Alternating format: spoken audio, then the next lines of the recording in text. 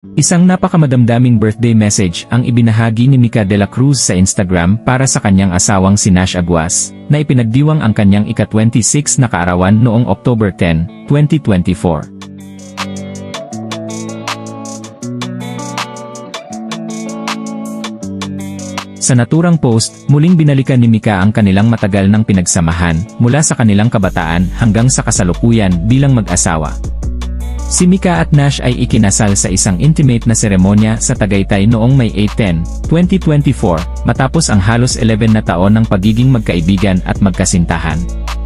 Ang kanilang love story ay nagsimula pa noong sila ay mga bata, lumaki at sabay na nagtatrabaho sa sikat na gag show na Going Bulilit. Ayon kay Nash, noong 2007 pa lamang, mayroon na siyang matinding paghanga kay Mika, na tinawag niyang forever crush. Naging espesyal ang kanilang mga alaala mula sa murang edad.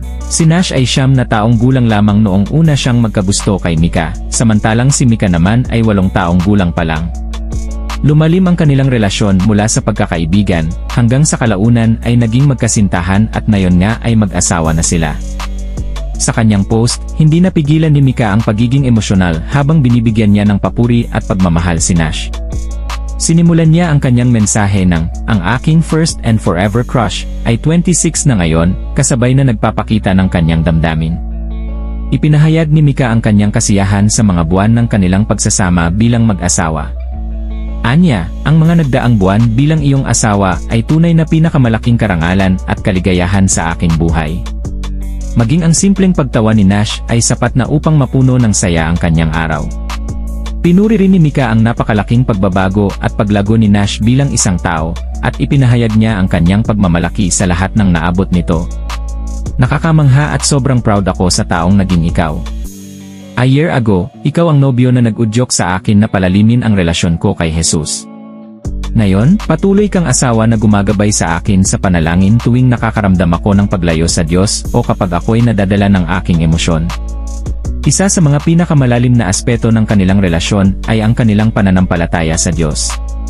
Pinagpapasalamat ni Mika na pareho silang naging mas malapit sa Panginoon ngayong mag-asawa na sila.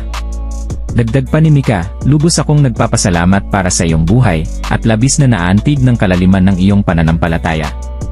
Sa kabila ng kanilang mga pinagdaanan, ipinangako ni Mika ang kanyang walang hanggang suporta sa kanyang asawa. "Alam ng Diyos kung paano ko siya pinagsasangguni tungkol sa iyo. Sa bagong yugto ng iyong buhay, narito ako para hikayatin ka at suportahan ka sa kahit anong paraan na kailanganin mo." Bukod sa kanilang personal na relasyon, naniniwala si Mika na ang kanilang relasyon ay pinatibay ng Diyos. Nakakatuwa ang malaman na siya ang tunay na nakakaalam, nakakakita, at nakaramdam ng lahat ng pinagdaanan natin. Hindi tayo kailanman nag-iisa. Sa pagtatapos ng kanyang mensahe, ibinahagi ni Mika ang kanyang pananaw tungkol sa kanilang buhay magkasama, na tinuturing niyang isang malaking adventure. "Ito na ang pinakamalaking adventure ng buhay ko, ang sumama sa iyo sa mga ups and downs ng ating buhay. Ang puso ko ay sa iyo at tayo ay isa palagi. Maligayang kaarawan, may forever crush." Isang makabagbag damdaming mensahe na naglalaman ng pagmamahal, pananampalataya, at hindi matitinag na pagsuporta, tila isang patunay ng isang malalim at tunay na pag-ibigan na nabuo sa paglipas ng maraming taon.